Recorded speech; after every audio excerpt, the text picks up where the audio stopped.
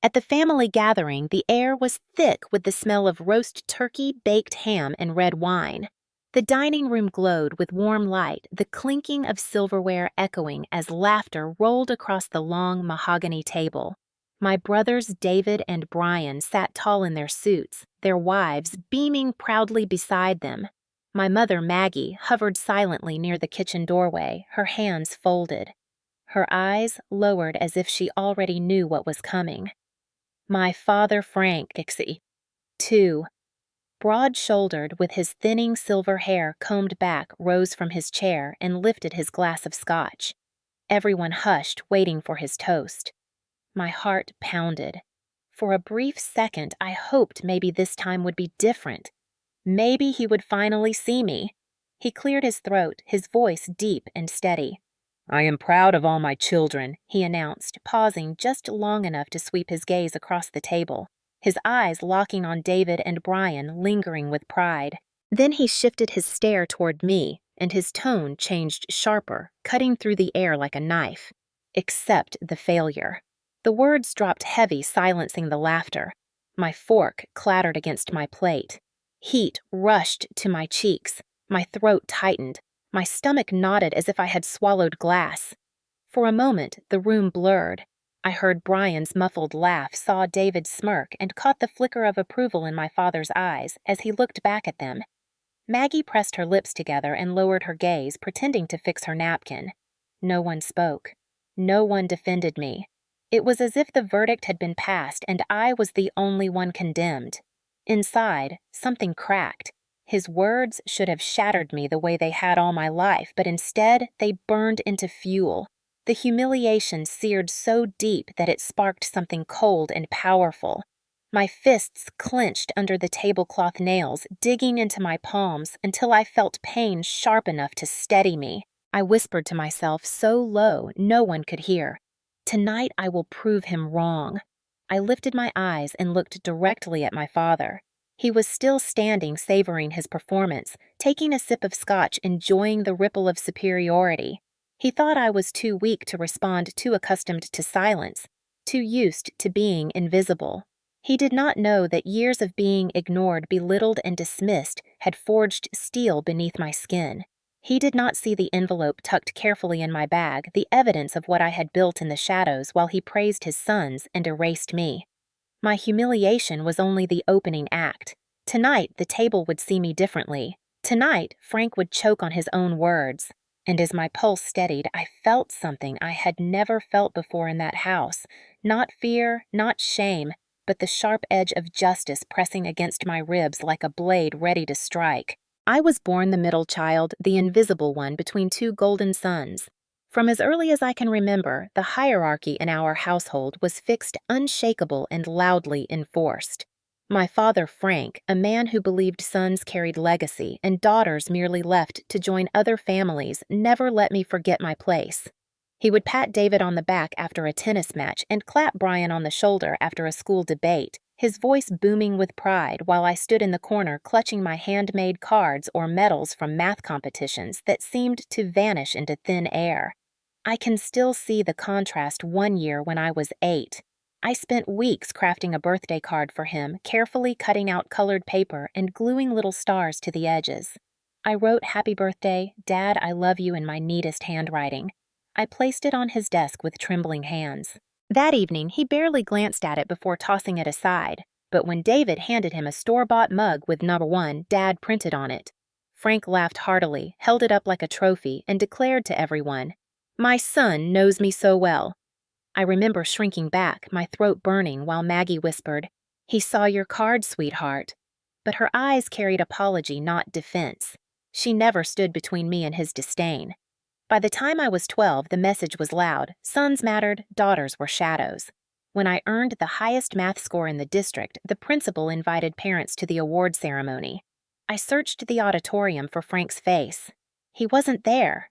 Maggie sat stiff in her chair, clutching her purse, while on the same night Frank attended David's tennis championship. Later, when I showed him the plaque, he waved it off. "It's just numbers, Linda. Nobody cares about that. Your brothers win real things." Those words stung more than the silence. I began to measure love not in hugs or encouragement, but in absence, in how quickly my achievements disappeared.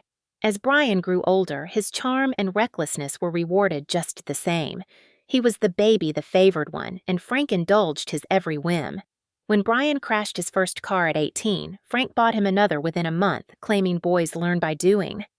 When I asked for help with college tuition, Frank scoffed. Why invest in someone who will quit halfway?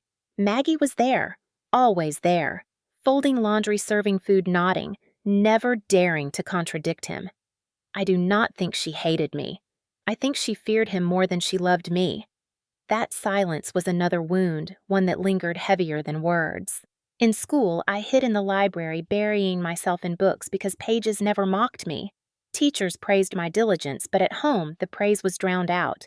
The phrase useless daughter echoed through small acts, the way Frank dismissed me when guests visited, the way he introduced David as my pride, and Brian as my future, while I was left unnamed. Even on holidays, when family gathered, my brothers sat near Frank, carving turkey, clinking glasses, while I was sent to help Maggie in the kitchen. I watched them through the doorway, a girl serving food to a table that had no place for her. The most painful memory came on my 17th birthday. I had been accepted into an early college program, something no one else in our family had achieved. I came home with the letter in my hand, excitement bursting inside me. Frank was sitting in the living room with David and Brian watching a football game. I stood in front of the TV holding up the acceptance letter. "Dad." "I got in," I said, my voice bright, almost begging. He glanced at me, expression flat, then returned his eyes to the screen. "Move, Linda, you're blocking the game." My heart dropped. Brian laughed, tossing a chip into his mouth. I stood there, invisible. That night, I cried into my pillow until my throat ached. That was the night I understood that nothing I achieved would ever weigh enough to tip the scales in my favor. Their hierarchy was written in stone, carved by Frank's belief that daughters were expendable, replaceable, destined to vanish into other families' names. The resentment grew in me, but so did determination. Every time Frank said, "You'll never amount to anything," a spark lit inside me. Every time Maggie stayed silent, I learned to speak to myself in whispers, promising that I would not disappear. I learned to save small amounts of money from part-time jobs, slipping bills into an envelope I hid under my mattress. While David bragged about law school and Brian cruised through college with Frank's money, I stacked coins and worked weekends at the library. Each dollar was a rebellion. Each late night spent studying was a quiet revolt. I told myself that one day their laughter would not matter. One day I would no longer be the shadow in the kitchen doorway. One day the world would see me even if Frank refused to. But before that day arrived, I carried years of scars, the sting of being overlooked, the ache of being invisible, the suffocating reminder that in my own home I was never enough. And in the silence of those years, something sharp was forming inside me. Something Frank never noticed, something that would one day cut deeper than his words ever could. I turned 18 carrying the weight of years of silence, my back already bent from trying to stand tall in a house that never wanted to see me. The night of my high school graduation should have been a celebration, but in our house it was just another reminder of who mattered and who did not. Frank arrived late, his suit rumpled, his handshake firm and loud as he congratulated David for being accepted into law school. When it was my turn to walk across the stage, I searched the crowd, desperate for his eyes. Maggie waved timidly from the bleachers, her smile tight, but Frank sat with his arms crossed, his face expressionless, already whispering to Brian about football tryouts. That night, as relatives crowded our living room for cake, Frank raised his voice so everyone could hear. "Linda has always been good at starting things," he said, sipping his scotch, "but she never finishes. She'll quit halfway like she always does." Laughter rippled around the room, David smirking, Brian snorting into his soda.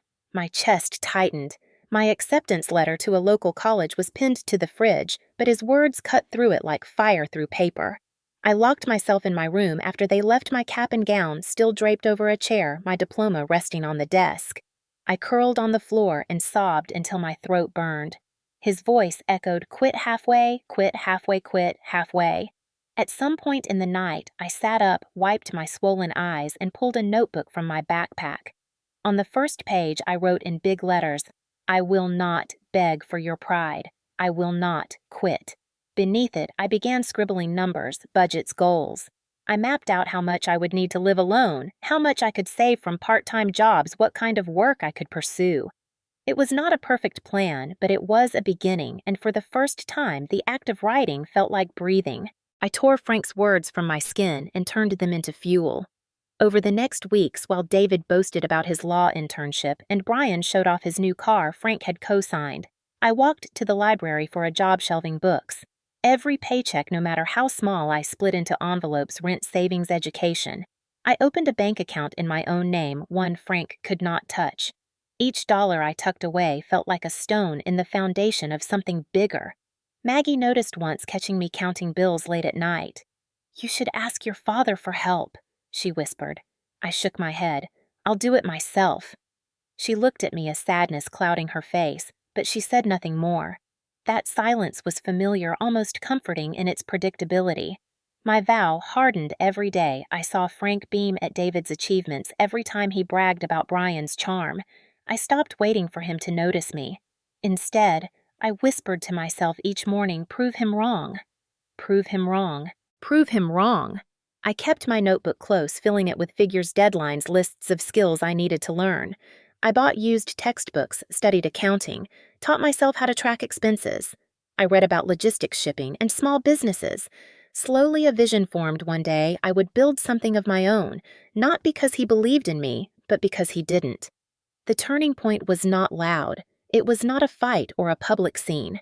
It was a quiet night in my room with a notebook and swollen eyes, deciding that I would never again measure myself by Frank's silence. From that night on, my life was no longer about being his daughter. It was about becoming my own person. And deep down, I knew this vow was the one thing I would never quit. The years that followed were not glamorous, but they were mine. I moved into a tiny one-room apartment above a laundromat on the outskirts of town, the walls stained with age, the pipes rattling whenever someone ran water downstairs. The rent was cheap, and the noise of the machines humming below became the soundtrack of my nights. While David drove sleek cars and Brian showed off his new watches, I ate instant noodles, clipped coupons, and worked double shifts. My days began at the library, where I cataloged books and restocked shelves, and ended at a diner refilling coffee cups until midnight. My shoes wore thin, my fingertips cracked from scrubbing dishes, but every envelope in my drawer grew thicker. I tracked every cent in my notebook, each page filled with columns of numbers that only I cared about. Frank never asked how I was doing. He bragged to neighbors about David's rising legal career and Brian's bold investments, but when I walked through the door for family dinners, his eyes slid past me as if I were furniture. Maggie pressed leftovers into containers for me, whispering, "Eat, Linda." Her voice heavy with unspoken apology, but I no longer expected more. I saved quietly, determined to never be under Frank's thumb again. My break came by accident. At the library, a logistics professor often requested obscure texts on supply chain management. One evening, as I handed him a stack of journals, he noticed my curiosity. "You seem interested," he said. Embarrassed, I admitted I had been reading them during lunch breaks. He chuckled. "Most people avoid these like the plague. You've got persistence." That persistence turned into opportunity.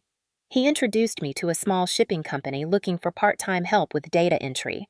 I seized it. For months, I sat in a cramped office with humming computers, inputting shipments, learning codes, watching patterns emerge.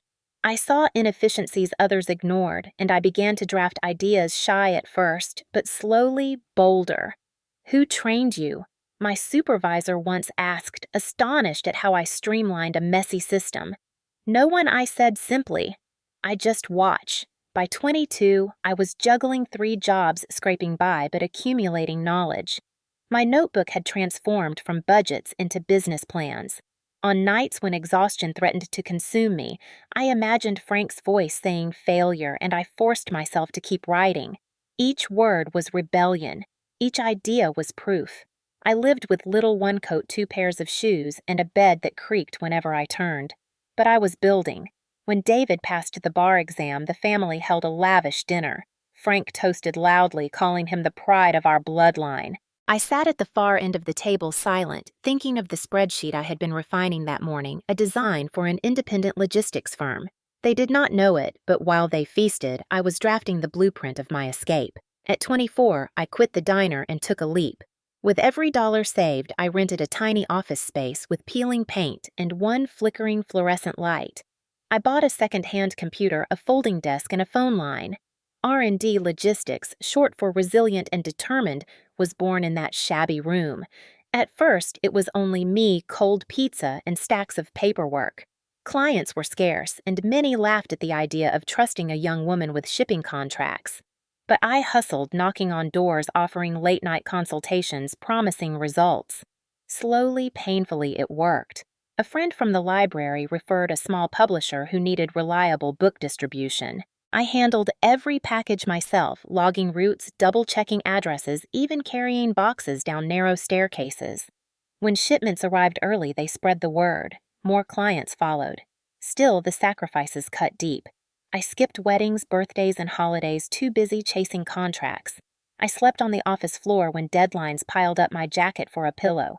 Loneliness gnawed at me, but I found allies in unexpected places. Kate, a lawyer I met through a business seminar, saw potential in me. "You remind me of myself when I started," she said, sliding me her card. From then on, she became my mentor, guiding me through contracts, warning me of traps. She was not family by blood, but she became family by choice. She told me once, "Respect comes from discipline. You've got both. Don't waste it chasing their approval." Those words stayed with me. While David was praised in the local paper and Brian bragged about stock tips at Thanksgiving, I was building quietly. By 26, I had a small team, 2 assistants and a driver, people who believed in the vision. My office upgraded from peeling paint to glass windows overlooking the city. For the first time, I allowed myself to breathe. Yet Frank still called me the one who never finished anything. At one family dinner, when Brian boasted about buying into a flashy investment, Frank raised his glass. "This is what real ambition looks like." I sat there knowing I had just signed a contract worth $500,000, but I kept silent. Let them laugh. Silence had become my weapon. Each slight became mortar for the walls I was building around myself. Each sneer became fuel for longer nights, sharper strategies, bolder risks. By 28, I had done what none of them knew possible. I sold 40% of my company to a major investment firm for $8 million, enough to secure expansion and protect my future. As the ink dried on the contract, I felt the weight of years lifting. I thought of the card I made at 8, the plaque at 12, the letter at 17, and the tears at 18. Every humiliation had been alchemy turning pain into resilience. I stared at my reflection in the office window that night and whispered, "Not a failure. Never again." What Frank and the family saw was still the girl at the far end of the table, the invisible daughter. What they did not know was that I had become the woman holding the power to change everything. The sacrifice had cost me youth, laughter, warmth, but it had built something indestructible. And deep down, I knew the day was coming when I would no longer stay silent. By the time autumn settled over the city painting, the trees gold and red, my life had shifted in ways my family could never have imagined. I was 28, the owner of a company with contracts across 3 states, and my bank account carried numbers I had once only scribbled as daydreams in my notebook. The deal with the investment firm had been finalized, the wire transfer confirmed. $8 million now backed my work, not as charity, not as inheritance, but as proof of resilience. Kate sat across from me in my office, her tailored suit crisp, her eyes sharp. "This gathering your father planned," she said, tapping the folder between us. "It's your stage. You don't need to humiliate him, Linda, but you do need to protect yourself." She slid the folder closer. Inside were copies of the contracts, the legal confirmation of my ownership, and just as important documents detailing the shady transactions I had uncovered in the company my father and Brian had been funneling money through. Kate had warned me, "They'll dismiss you until you show them paper." Words mean little to men like Frank, but signatures, contracts, numbers, that is a language he cannot ignore. I tucked the papers into a heavy envelope, feeling the weight in my hands. It was more than proof. It was a shield, a sword, a lifetime of silence condensed into ink and signatures. For days before the family gathering, I could not sleep. Memories replayed like old film reels, the card tossed aside. The award ceremony ignored the words "useless daughter" spat like venom. Each scene fanned the fire, steadying my resolve. This was not revenge, it was reclamation. On the morning of the gathering, I stood before the mirror in my apartment, smoothing the creases of the navy dress I had chosen carefully. It was professional, but understated a deliberate contrast to the glittering arrogance I knew David and Brian would parade. I fastened a silver necklace Maggie had given me on my 16th birthday, one of the few gestures of quiet love she had dared to show. Looking at my reflection, I whispered, "Tonight, no one erases me." As I placed the envelope into my bag, my heart raced not with fear, but with anticipation. For once, I did not dread Frank's voice. I was ready to meet it, to answer it, to finally turn the tide. The drive to my parents' house was lined with fallen leaves, the sky heavy with clouds. Each mile felt like the tightening of a spring. When I pulled into the driveway, the sound of laughter spilled from the open windows. Through the glass, I could see David already holding court, Brian gesturing wildly with a drink in hand, Frank standing tall at the head of the table. My chest tightened, but my grip on the bag steadied me. I stepped out, heels crunching against the gravel, and for the first time in years, I did not feel like the invisible daughter returning to her cage. I felt like the woman who had built her own kingdom walking into enemy territory with the truth strapped at her side. And as the door swung open, releasing the heat, the chatter, the clink of glasses, I knew that by the end of the night, the word failure would never belong to me again. The dining room buzzed with the easy confidence of people who had never been told no. The long oak table was dressed with linen candlesticks, flickering wine glasses filled to the brim.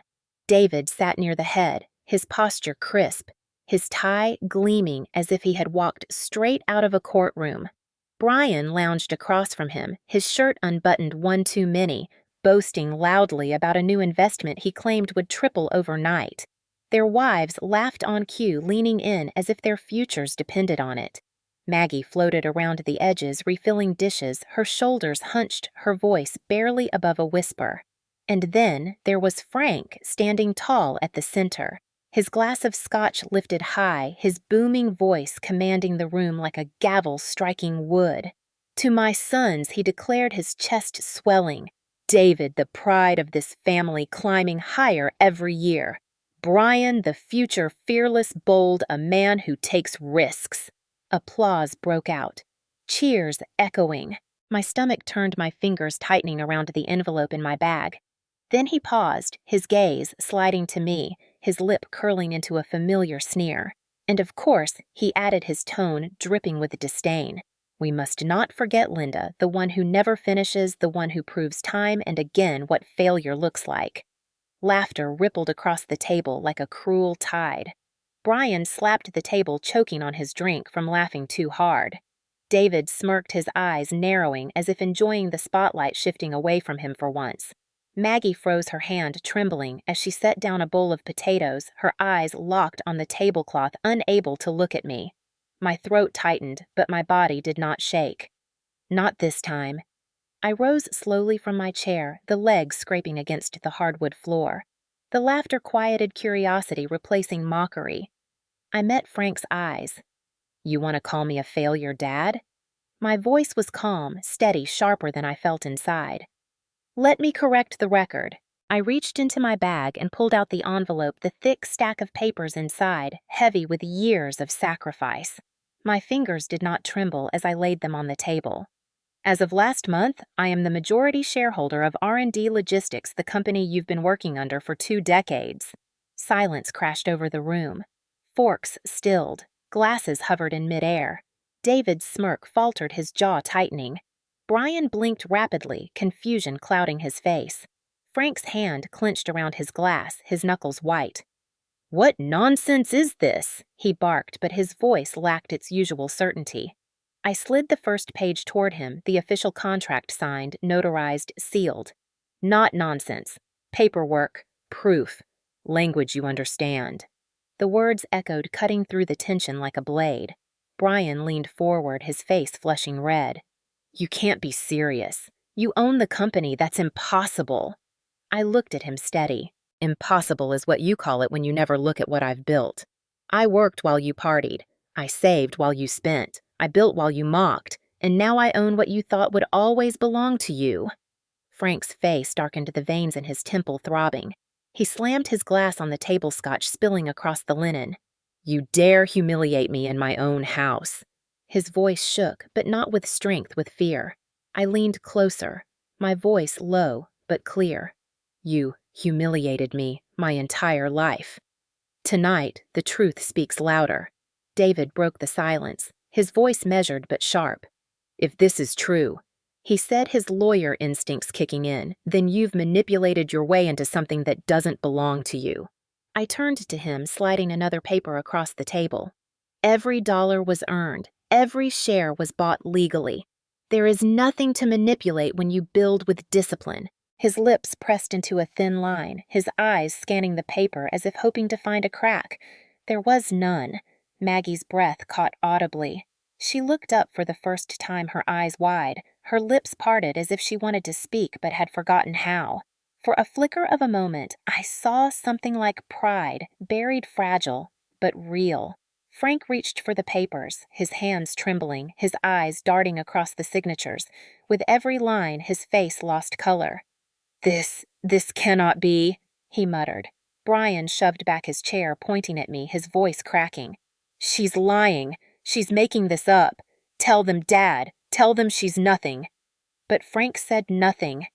His silence was louder than his insults had ever been. I straightened my voice, rising just enough for every ear in that room. "For years you called me useless. For years you laughed at me. But while you raised your glasses to David and Brian, I was building the ground beneath your feet. And now the ground belongs to me." The room was frozen, every eye fixed on me, the daughter they had erased, now standing taller than all of them. The word failure hung in the air, hollow, powerless, stripped of meaning. For the first time in my life, the silence belonged to me. The silence after my revelation was thick, heavy, like the air before a storm. Frank's jaw worked as if he wanted to summon his usual thunder, but the words wouldn't come. For the first time, he looked cornered. My heart pounded, but I forced my voice to remain calm, deliberate. "There's more," I said, sliding another set of papers from the envelope. The rustle of paper against linen drew every eye. "Not only do I own the company, but I also uncovered records, transactions, funds siphoned through shell vendors, payments without services rendered, all tied back to Brian's accounts approved by Frank's signature." David leaned forward, his lawyer's instinct unable to resist the lure of documentation. He scanned the spreadsheets, his face paling as the numbers told their story. Money funneled, disguised, disappearing into personal luxuries. "Where did you get these?" he demanded, his voice sharp. I met his stare. "From the company's own books." I had them audited the moment I acquired controlling interest. Kate's training echoed in my mind. Numbers don't lie. Present them calmly and let the silence do the work. Brian shot up from his chair, knocking over his glass red wine, bleeding across the tablecloth. "This is garbage," he shouted, his face crimson. "You're making things up to ruin me. You're jealous, that's all you've ever been." I didn't flinch. Jealousy doesn't create fake invoices with your name on them. Jealousy doesn't forge vendor receipts. Fraud does. And fraud leaves a trail. Frank's face contorted, but I caught the flicker of panic in his eyes. He knew it was true. He had signed things without looking, trusting Brian's swagger, never believing the invisible daughter could be watching from the shadows. Maggie pressed her hand to her mouth, tears brimming. Her voice cracked, trembling. "Frank, tell me it isn't true." But he said nothing. His silence screamed louder than denial. I pressed on. "These documents aren't just for this table. Copies are already with the IRS. I've protected myself, and I've protected the company. Whatever storm is coming, I'll weather it. But you," I let the weight of the words sink in, "you'll answer for it." Gasps circled the room. David's composure cracked, his legal mind spinning. "You reported them?" he asked, incredulous. I nodded. "I will not carry the burden of their crimes. I built something from nothing, and I refuse to watch it be dragged into the mud by greed." Brian lunged forward, his voice breaking into a roar. You ruined us. You think you're some kind of hero? You're nothing but a traitor. I held his gaze steady as stone. I'm not a traitor. I'm finally free. Frank slammed his fists on the table, the candlesticks rattling. His voice, once the weapon that could silence a room, cracked like old wood. You dare bring outsiders into this family's business. Family, I asked quietly. Family protects. Family uplifts. What you did was not family. It was exploitation. It was theft. It was betrayal. Don't you dare use the word family to excuse it. The room shuddered with the force of my words. For once, no one laughed. No one looked away. They all stared at the wreckage of the man who had lorded over them for decades, now exposed under the weight of evidence he couldn't shout down. Brian collapsed into his chair, his bravado leaking away like air from a punctured balloon. David's jaw clenched, his eyes darting between me and the damning papers calculating the fallout. And Frank? Frank sagged his scotch, untouched, his hands trembling around the glass. Maggie, voice hoarse, whispered what none of them dared. She's right. Her words landed like a stone in still water ripples spreading. For the first time, she wasn't whispering in the shadows. She wasn't covering for him. She stood, hands shaking, and placed herself between us. Linda built her life with nothing from you. And you tried to destroy it, but you failed. She is not the failure you are.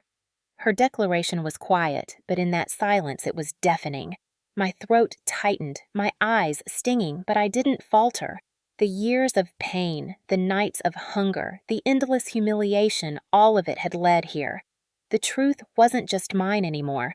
It was out in the open, undeniable. And as I looked around that table, David, speechless, Brian broken, Frank unraveling, I realized justice had already begun. Not in a courtroom, not yet. But in this room, this family shrine, their empire of arrogance was crumbling. I picked up the remaining papers, sliding them back into the envelope. This is only the beginning, I said softly. The rest is out of my hands now. The authorities will take it from here. And with that, I turned from the table, the sound of my heels sharp against the hardwood floor, carrying me toward the door. Behind me, the family they had always claimed was unshakable had fallen into chaos. Ahead of me, for the first time, lay freedom wrapped in dignity. The fallout began before I even reached my car. Voices erupted behind me, a storm of anger, denial, and frantic scrambling. Through the window, I saw Frank pointing at David, shouting for him to fix this. Brian buried his face in his hands, his confidence gone, replaced by the gray pallor of a man who finally understood consequences. Maggie stood, frozen tears streaking her cheeks, caught between loyalty to a husband who had betrayed her trust and a daughter who had risen from the ashes. By the time I started the engine, my phone buzzed. It was Kate. "I take it the bomb went off," she said calmly.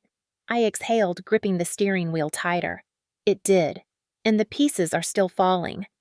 "Good," she replied. "Let them fall. The IRS will move quickly now." "You did the right thing." She wasn't wrong. Within days, the ripple effects spread. The company's board was notified of the audit results. Vendors who had been cheated came forward with complaints. Investigators followed the paper trail straight to Frank and Brian's accounts. Their names, once synonymous with confidence in our community, now carried whispers of fraud and dishonor. David tried to contain the damage, filing motions, issuing statements, attempting to spin the narrative as a misunderstanding. But the evidence was too strong, the trail too clear. For once, his silver tongue could not twist reality. He avoided me, refusing to answer calls, his silence saying more than words could. Brian spiraled. Friends who once bragged about his daring investments stopped answering his calls. Creditors knocked on his door demanding repayment. He sold his car, pawned his watches, but the hole was too deep. The bravado that had fueled his arrogance evaporated, leaving only bitterness. Frank's fall was the hardest to watch. The man who had filled rooms with his booming voice now shuffled quietly through hallways, his back bent not by age, but by shame. He called me once late at night, his voice slurred. "You destroyed this family," he rasped. I listened in silence, then hung up. The truth was simple. He had destroyed it long before me. Maggie, though, surprised me. She reached out, timid at first, with a message. I'm proud of you. I should have said it years ago. When we met for coffee, her hands trembled as she held the cup. I was weak, she confessed, eyes glistening. I let him silence me. But you found your voice. I'm sorry I wasn't stronger. I squeezed her hand, my throat tight. You don't need to apologize, Mom. You endured in ways I may never fully understand. Her apology didn't erase the years, but it gave me something I had long thought impossible: acknowledgement. The world outside our family noticed too. Former classmates, old neighbors, even people from the diner where I once poured coffee sent messages. They had seen the headlines, read the reports. To them, I wasn't invisible anymore.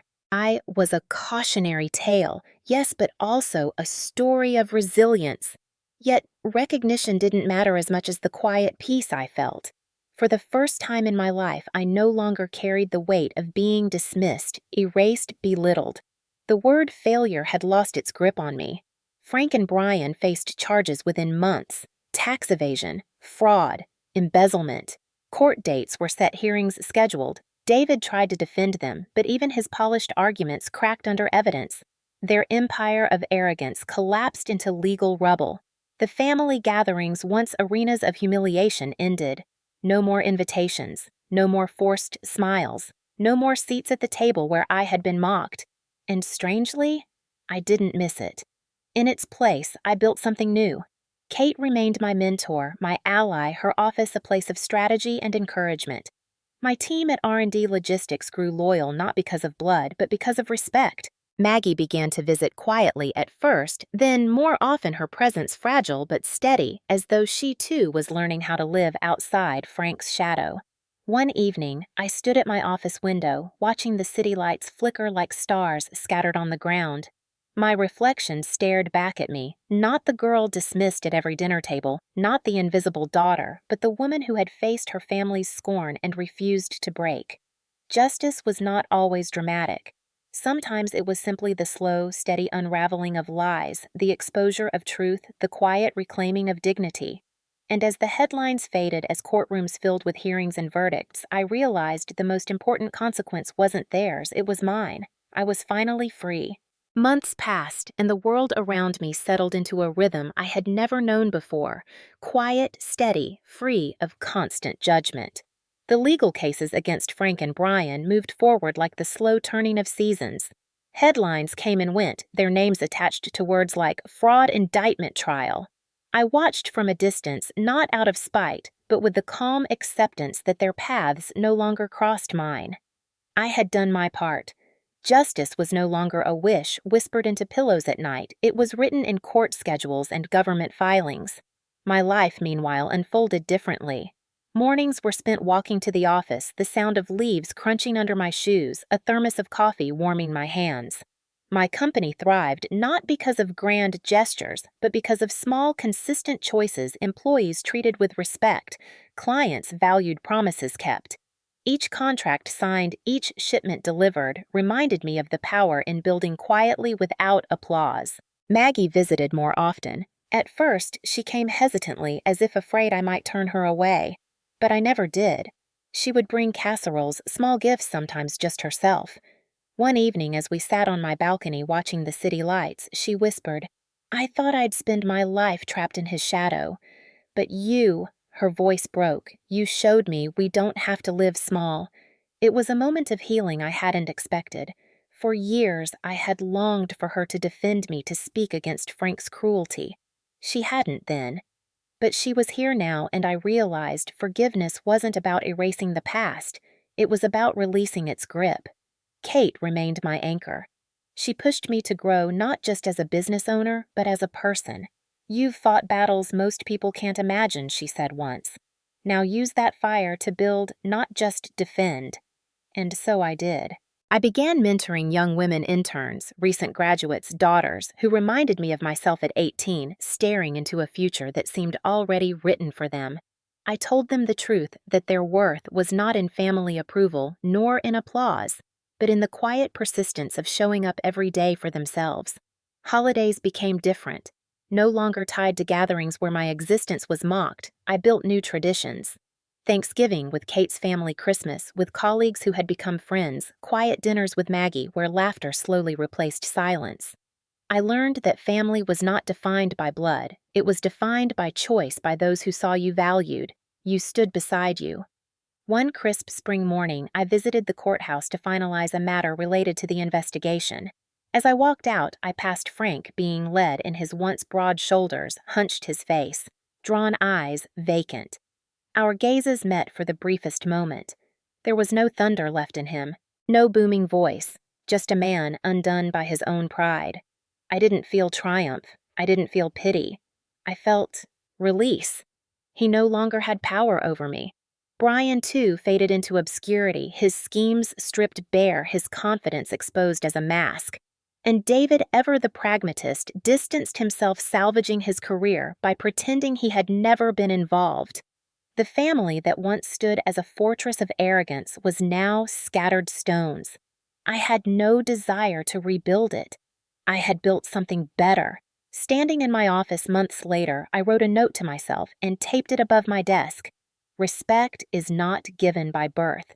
It is earned by truth. It became my compass. When doubt crept in, as it sometimes still did, I looked at those words and remembered the night I stood in a dining room full of doubters and chose not to break. Now, as I tell you this story, I think of the lesson it carries, especially for those who, like me, grew up believing they were invisible. To anyone listening who has been silenced, dismissed, or called a failure, your worth is not theirs to define. You may not change their minds. You may never hear the words you longed for, but you can build a life so undeniable that their silence, their cruelty, their disdain loses all meaning. And when that day comes, you will understand what I learned: justice is not always about courts or headlines. Sometimes, justice is the quiet dignity of living free, of drawing your own boundaries, of choosing who deserves a place at your table. I no longer chase my father's approval. I no longer ache for the laughter of brothers who never saw me. I stand tall not because they finally acknowledged me, but because I no longer need them to.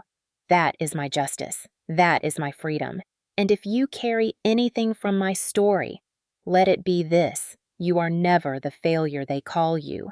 You are the proof of your own survival, the author of your own future.